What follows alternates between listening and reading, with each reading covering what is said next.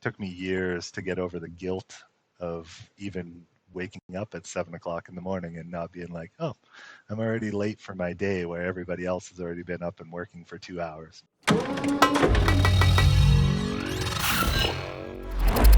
Welcome to Machine Shop Tech Talk, where we go into the different problems that arise in manufacturing. In manufacturing, it's not if, but when a problem comes up. And today we're talking with my buddy Jesse. Jesse is an owner of a machining fabrication facility. He's the custom made man. He's built everything around him. And we're going to get into where he's at right now. But I know, Jesse, you didn't start where you are right now. So how did you kind of end up in this cool enterprise you've crafted for yourself? I would say that I've probably built stuff most of my life, right from building skateboard ramps in my driveway to doing renos on the house and all that kind of stuff. And then eventually I got into making musical instruments, and I really wanted to make drumsticks. So I started building them on a lathe and was using like a duplicator and stuff like that. And then had this idea that I could convince a CNC router table to essentially make my stick profiles. Yeah. So my grandma helped me buy a little 2 foot by 2 foot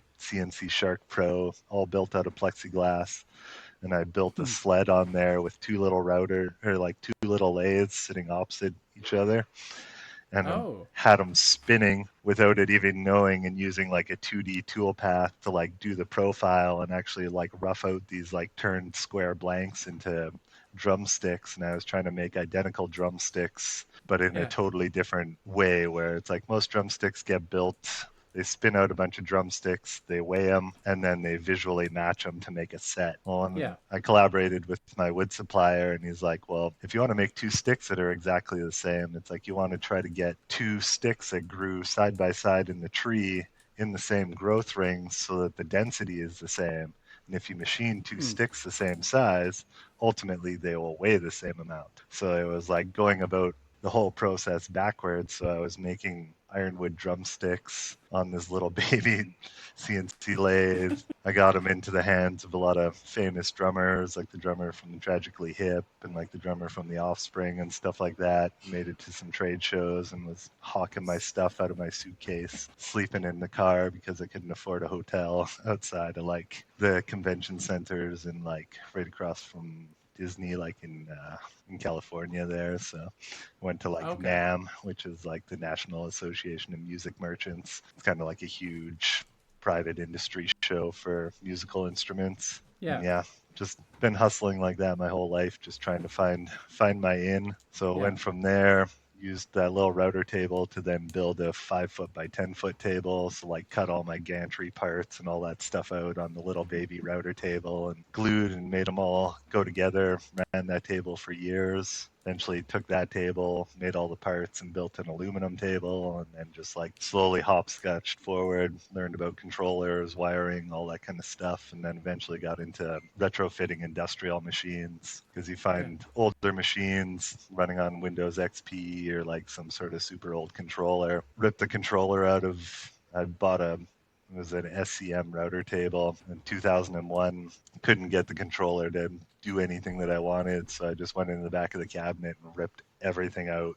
It was all blue wires with numbers. I was like, all Yeah. right, I'm just going to start hooking stuff back up until it comes back alive again. Took me a couple weeks and eventually got it to where spindle would turn on, control the motors, all that kind of stuff. Drafted a controller into it, and yeah, since then we started just buying old machines because you can find them for 3 to 10 grand. Strip Yeah. the controllers out of them, put maybe like 5 or 10 grand into them, and all of a sudden you got brand new modern AC servo steppers and a new controller and stuff like that. Started making parts, so I was got approached at one point in time and got asked to make a reproduction of a Gunstock, an old World War II rifle, essentially a Lee Enfield. So took that stock and tried to reverse build a CAD model from it, barely knowing how to do CAD. So trying to turn that thing into a three-dimensional model, which I eventually convinced my way through slicing the model like manually using profile gauges and like mapping out the shape and stuff like that. Pretty much Oh wow. designing it like a boat, just like mapped it out every inch, took the profile, took the side silhouette, and then mapped out each one of those points, built myself the CAD model, and then figured out how to write all the tool paths for it, and then set up my own home built rotary axis on the router table and started trying to make those parts. And took me months of struggling and hardship and tears and cries and making a lot of expensive firewood because you got to machine it out of the material that you're going to cut it with. Because if you try to machine it out of something else, your densities and all your tool paths and all that stuff are totally different. So I'd be practicing in expensive materials. Eventually got to where I got a workable model and then went Yeah. from zero to having like probably 100 orders to make just out of sheer Oh, demand. So then got into small scale production. And I was like, literally like, well, right, well, if I can make one at a time, what if I were to take and put two spindles on the Z axis and two yeah. lathes and then tried to make two parts at the same time and wrestled with that and eventually got it to where I could make parts like that for a while. And then eventually it leveled up. Those were still on my home built machines and then started to move into the more industrial machines. And then, it's like your quality and your production and all that stuff gets so much better. Here we are like 5 years later and just over 4,000 orders that we've made, thousands and thousands of parts. Yeah, we still just keep getting orders almost all every day. And we just keep making parts and stick them in a box and ship them. So it's come a long ways. Obviously, I've built a bazillion other things from wood Yeah. stuff to plastics to pretty much a little bit of everything, machining aluminum, making like memorial benches on my router table and stuff like that, cutting up big 4x8 sheets of 1/2 inch aluminum on the router table and convincing your machines to just do stuff that they're like barely capable of doing. But if you go slow and steady, you eventually get there. So I love the love of creation that you're sharing, right? I know we've talked before this, so I'm already aware of it, but it's really yeah, clear even in the story you're sharing, going from drumsticks all the way through to where you're making multiple gunstocks in a similar way. It sounds, at yeah, least to me listening, it sounds like yeah, it was kind of that original idea. It was like, oh, if I can do it with drumsticks, maybe I can do it with the gunstocks too. yeah. And there's a whole bunch there, but I'm really curious listening to this crazy journey that you've been on. Is Was there someone specifically that you remember inspiring your love of creation, or is it just always been there? Or Um, what's I would like, probably say my earliest and biggest supporter, she's passed away now, is probably my grandma. She was always an artist and was always like one of the few that, even though you're struggling and broke and didn't have any money, she was always the one that I would like share my dreams. I was like, I have this idea. I think I can make drumsticks using this machine. And she's like, all right. And she'd yeah, go and get cash from the bank and be like, well, go buy the machine. And you're like, all right, I got the machine. Now I got to fucking figure out how to make this thing do what I thought I might be able to pull off. So then the trials and tribulations, and you eventually get to where you overcome it. There's usually lots of hardship along the way, but it's just that sheer determination and coming back every day, even if you're defeated at the end of the day, to still get up the next morning and be like, all right, well, I got this far yesterday. What am I going to try today that's going to be same but different? And it slowly yeah. stacks to where you get forward progress in the direction that you're really trying to accomplish. Well, your grandmother sounds like a very special woman. I'm Yeah, she glad was that you amazing. had someone in your corner that you could have these ideas. And she's like, yeah, okay, do it. She was always an artist and painter and drawer and stuff like that. So she Yeah, sees it in like, everything that I do. I always drew as a kid and stuff like that. So there was always that creativity in me, and it kind of makes you feel like you're not really hardwired like so many other people. Being left-handed, you kind of function out of the creative side of your brain. You're not really structured. I always struggle with that even still today. It's like you almost need somebody that's a right-handed person to be the counterbalance for all the organized and structured side of business that you really need to do it well. But somehow I'm still here after all these years, so must be doing something almost right. So, oh, it definitely. And you've got all of your continued orders. You've got all of the different materials that you're now working in, and everything that's going on with all of that. So, Jesse, I know you said that you're just past or just approaching the 5 year mark with your current business. How did it come to start this venture that you're on now that you're being so successful in? All right. Well, like over the years, obviously, I've built almost everything. Like I built my Yeah, house, I built a shop. So I had a shop at home, like a 2,200 square foot shop that I built right from the ground up, poured the pad, yeah, in floor heating, laid all the rebar, put the whole building up, all that kind of stuff. And so I've had that in my repertoire for probably 12 years now, I guess, or 14 years. I always knew building stuff, especially living in Canada, that you kind of need warm, dried, covered space to be a fabricator of any sort. Building stuff outside just sucks. So, unless you're building a yeah, house, you're kind of forced to be yeah, that way. But when it's cold outside, you don't really want to be outside building stuff. I've had my fair share of oil field jobs, worked in minus 35, worked in plus 35. They both suck. yeah, There's nothing fun about that. So I've always kind of gravitated towards trying to work indoors where it's always sunny and plus 20. So whether you yeah, like it or not, you just got to show up and go to work. There's no excuse to not be working. So it's kind of one of those things. And my last real job that I had was yeah, I was like a fabrication manager essentially at an oil field electrical and instrumentation shop. So we were building skids to mount, VFD stands and like all that kind of stuff on. And went into work one day, worked there for probably almost 2 years, I guess. Really great place. Had company truck, good paycheck, all that kind of stuff. And then went into work yeah, one day and my boss was like, "Yeah, the bank is coming to take everything. Just make sure that all your guys get their tools out of the shop." And yeah, that's about it. So went in on a Friday and didn't have a job by 10 o'clock in the morning. So no such thing as job security in today's world. So it was a really great company to work for. And ever since then, I could have gone and tried to find another oil field job, but I kind of just wanted to try and carve my own way again. So it was definitely a hard grind. And there's been a lot of days where you're just like, man, it should be easy to just have a normal person job and just show up and get a paycheck. But the freedom and the choice that you get as you slowly start to build buffer kind of claws back a quality of life. And even in the last couple of years, I've been really trying to get a little bit more of a balance on not working my face off every day, but trying to, even if you're still working every day, but do it at a nicer pace. It's like, yeah, it's like coming from the oil field, you're programmed to be like, all right, work starts at like 7 a.m.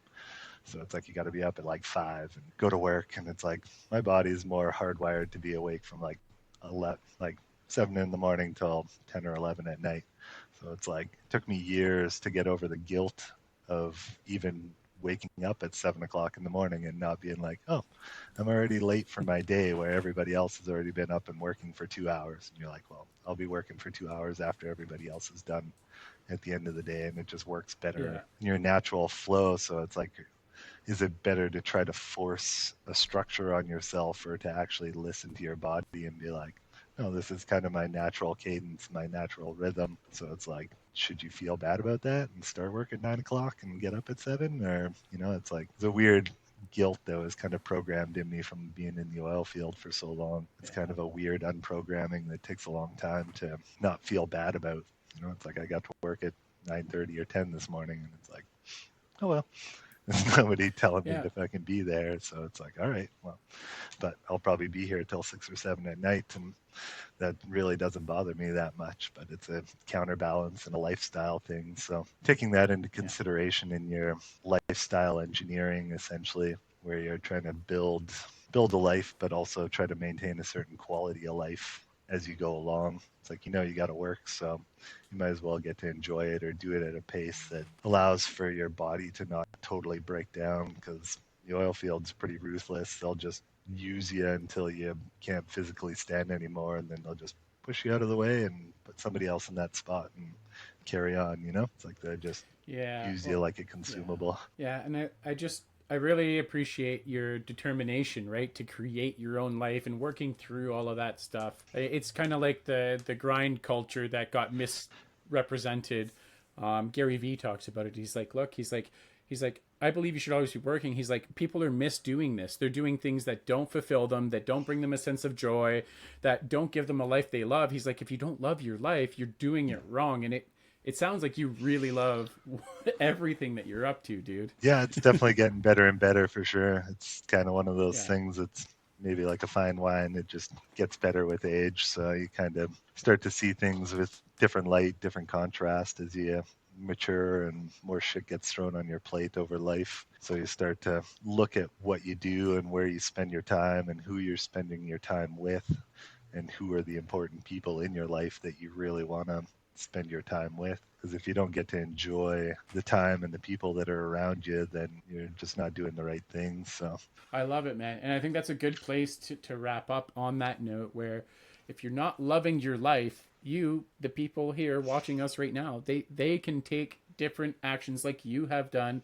I left to do my own thing like 6 months ago, not nearly as long as yourself. So I yeah, know I'm just starting on that journey, but much for the same reason, so that I can love my life as well in my time with my partner and all of that. yeah, So glad that you shared parts of your journey, Jesse. And if people, I mean, because you work with all the materials and you work with make all kinds of crazy different things from higher runs to lower runs. And I mean, 3D printing to subtractive to all the different avenues of creation and fabrication. So if people want to check out more of your work or to get into contact with you, I'm going to ask you to send me the details so I can put them down below the video. yeah, for sure. So people watching, whatever you see down there, that's the best way to get a hold of him. You Yeah. know it's not going to be like creeping on his personal stuff if he doesn't want you to see that. Yeah, Uh, it's all and good. if people made it this far in the video, I hope they subscribe, because Absolutely. that's how we get this message to reach more people. Do you have anything you want to say before we end the episode, Jesse? Yeah, just, I don't know, work hard and really make sure that you enjoy what you do. Don't be afraid of hard work. It's definitely what gets you where you want to be, and persistence is the biggest thing more than anything else. Even when you get defeated at the end of the day, to go home, be able to walk away from something that's not quite working out the way you want it to, and come back with it in fresh eyes, and Yeah. usually gets you all of a sudden new solutions start to pop up. So sometimes, even last night, my best friend, that was his advice. He's like, my truck wasn't Yeah. working yesterday, so he's like, go home, come back tomorrow, it'll be there. And yeah, came back this morning, watched a couple videos overnight, and was like, all right, I'm going to tackle this and this. Tried that, and within a couple minutes, it fired back up again. You're like, all right.